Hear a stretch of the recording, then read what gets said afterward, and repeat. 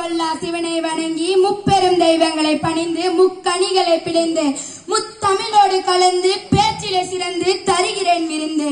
அன்னையா தந்தையா அரவணைத்து காக்கின்ற அறிவு சுடர் ஏற்றும் மாசான்களை வணங்கி ஊழல் என்னும் பூட்டை உடைத்து நாட்டை வளமாக காத்து மாற்ற வரிசையில் இருக்கும் எனது சகோதர சகோதரிகளே, உங்கள் துணை பேருக்கும் முதற்கண் வணக்கம் ஆகட்டும் என்று சொல்லி பேச போகிறேன். என் தலைப்பில் இறங்கி தாங்கள் தங்கள் கவனங்களை. அனைவருக்கும் என் இனிய குடியரசு தின நல்வாழ்த்துக்கள். மன்னராட்சிக்கு முற்றுப்புள்ளி வைத்த தினம், ஆனந்தமான மக்களாட்சி மலர்ந்த தினம், அடிமை விலக்கை உடைத்த தினம், அண்ணல் அம்பேத்கர் சட்டம் வகுத்த தினம், குடியரசு பாரதமாக மாறிய குடியரசு தினம். குடியரசு என்பதற்கு சரியான அர்த்தம் மக்களாட்சி ஆகும்.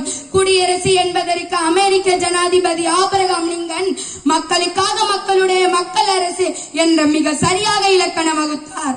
ஜனவரி 26, 1950 இந்தியா தனக்கான அரசியலமைப்பு சட்டத்தை நடைமுறைப்படுத்திய தினமாகும். இது இந்தியாவிலேயே பெருமைக்குரிய தேசிய விழாக்களில் ஒன்றாகும். இமயத்தின் வட எல்லை, குமரியின் தென்னெல்லை, வீட்டுக்கு ஒரு பிள்ளை, எங்கள் நாடு பொன்னாடு, என்னாலும் எம்மோடு என்னாலும் எம்மோடு.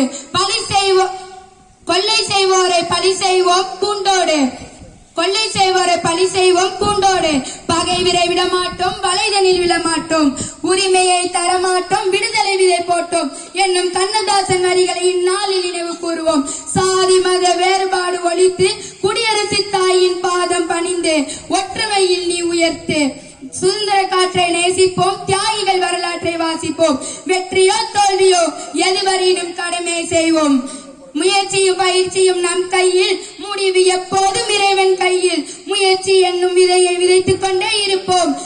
முளைத்தால் மரம், இல்லை என்றால் மண்ணிற்கு உரம். பேசி முடிப்பதே. நன்றி, வணக்கம்.